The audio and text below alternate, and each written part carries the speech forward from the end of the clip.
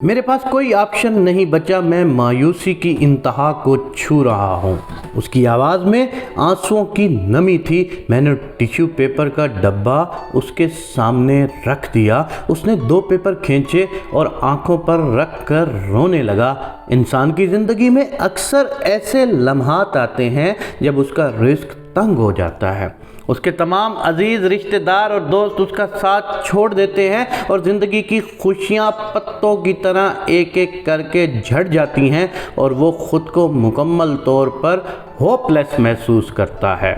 یہ make and break کا لمحہ ہوتا ہے اور اس لمحے میں زیادہ تر لوگ ہمت ہار بیٹھتے ہیں۔ دنیا میں ہر سال 21 لاکھ لوگ خودکشی کرتے ہیں اور یہ 21 لاکھ لوگ مرنے سے قبل اسی قسم کی صورتحال کا شکار ہوتے ہیں۔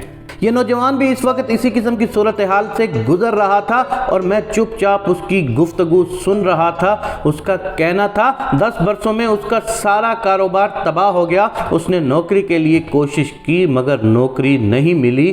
بیوی ناراض ہو کر میکے چلی گئی۔ بھائیوں نے اپنے دروازے بند کر دیے۔ والدین انتقال کر گئے۔ دوست ساتھ چھوڑ گئے۔ قرض داروں نے اس کی زندگی عذاب کر دی اور خود دمے کا مریض ہو گیا۔ اس کا کہنا تھا زندگی اس کے لیے موت سے بدتر ہو چکی ہے، چنانچہ اس نے اب مرنے کا فیصلہ کر لیا ہے۔ میں نے پوچھا پھر تم میرے پاس کیوں آئے ہو؟ اس نے بتایا وہ مرنے سے پہلے کسی کو اپنی کہانی سنانا چاہتا تھا۔ میں نے اس کا شکریہ ادا کیا اور اس کے بعد اس سے پوچھا کیا تم نے تاریخ پڑھی ہے؟ اس نے ہاں میں گردن ہلا دی۔ میں نے پوچھا کیا تم نے انبیاء کرام کا احوال پڑھا تھا؟ اس نے ہاں میں سر ہلا دیا۔ میں نے پوچھا تم نے اس احوال سے کیا سیکھا؟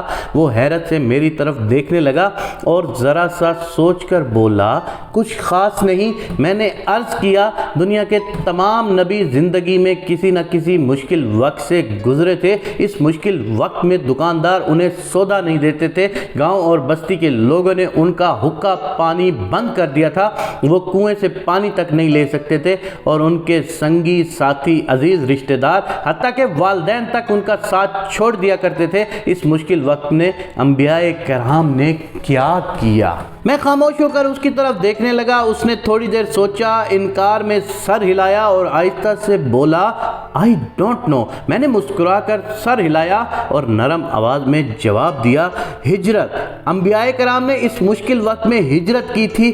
وہ ایک بستی سے نکل کر دوسری بستی میں چلے گئے تھے اور اس ہجرت نے ان پر اللہ کے کرم کے سارے راستے کھول دیے تھے۔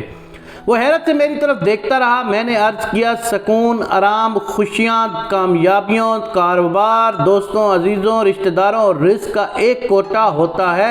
یہ کوٹہ مختلف اوقات میں مختلف جگہوں پر ہوتا ہے۔ آپ جب کسی ایک جگہ مقیم ہوتے ہیں تو یہ کوٹہ آہستہ آہستہ ختم ہونے لگتا ہے۔ آپ اس جگہ موجود اپنے حصے کا رزق کھا جاتے ہیں۔ آپ اپنے حصے کا سکون، آرام، خوشی، آسائش، کامیابی، کاروبار اور دوستی کنزیوم کر چکے ہوتے ہیں، جس کے بعد آپ بے روزگاری، معاشی بدحالی، ناکامی، غم، پریشانی، بے آرامی اور بے سکونی کا شکار ہو جاتے ہیں اور آپ اس کو اپنی بد نصیبی سمجھنا شروع ہو جاتے ہیں۔ آپ کو محسوس ہی نہیں ہوتا کہ آپ جس جگہ پر موجود ہیں وہاں آپ کے حصے کا کوٹہ ختم ہو چکا ہے اور آپ جب تک خوشیوں کا نیا کھیت تلاش نہیں کریں گے اس وقت تک آپ کے مقدر کے دروازے نہیں کھلیں گے۔ وہ خاموشی سے سنتا رہا۔ میں نے عرض کیا ہم نے جانوروں اور پرندوں کو دیکھا، یہ کیا کرتے ہیں جب ایک چراگاہ ختم ہو جاتی ہے، جب ایک کھیت اجڑ جاتا ہے، جب کسی ایک چشمے کا پانی سوکھ جاتا ہے، جب کسی ایک جگہ سختی، مشکل یا قحط آتا ہے اور جب کسی ایک جگہ موسم میں شدت آتی ہے تو پرندے اور جانور کیا کرتے ہیں؟ یہ آگے کی طرف چل پڑتے ہیں۔ سائبیریا کے پرندے ہزاروں میل کا سفر طے کر کے یورپ، فلپائن اور آسٹریلیا کے ساحلوں پر اتر آتے ہیں۔ منگولیا کی ہرنیں پولینڈ پہنچ جاتی ہیں اور آسام کے شیر مظفر آباد آ جاتے ہیں۔ کیوں؟ کیونکہ یہ زمینی حقائق کو انسانوں سے زیادہ سمجھتے ہیں، چنانچہ یہ سختی کے زمانوں میں اپنا دیش بدل لیتے ہیں۔ یہ نئی چراگاہیں، نئے جنگل کی تلاش کر لیتے ہیں اور یوں مسرتوں کے نئے خزانوں تک پہنچ جاتے ہیں۔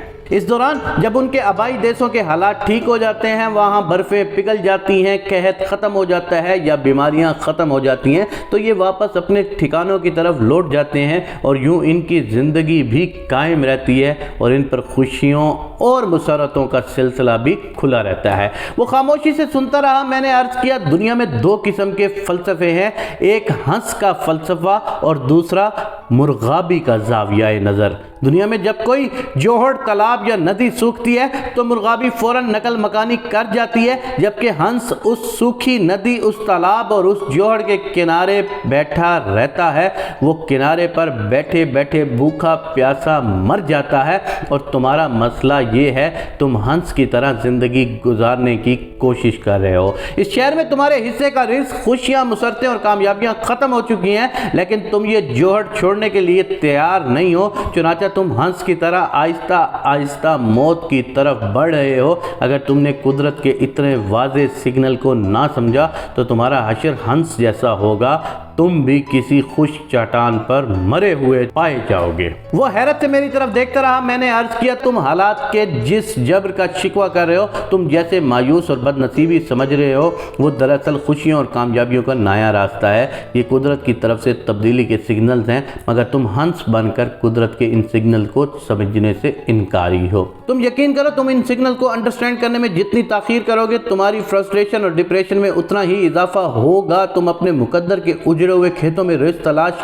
کر رہے ہو، مگر یہاں سے تمہیں کچھ نہیں ملے گا۔ چنانچہ جتنی جلدی ہو سکے تم ہجرت کرو تاکہ تم پر مقدر کے نئے دروازے کھل جائیں۔ وہ خاموش ہو کر سنتا رہا۔ میں نے عرض کیا، تم یقین کرو، اگر خودکشی کا ارادہ کرنے والا ہر شخص موت سے پہلے ہجرت کر جائے تو اس کے سارے حالات بدل جائیں۔ وہ اپنے وقت کا رئیس ترین شخص ہو، کیونکہ کامیابی ہجرت کے بغیر ممکن نہیں ہوتی۔ دنیا میں تو اللہ کے پیغمبر بھی مکہ فتح کرنے کے لیے پہلے مدینہ جاتے ہیں، اور تم اپنے شہر میں رہ کر کامیابی بھی چاہتے ہو، اور رزق کی کشادگی بھی۔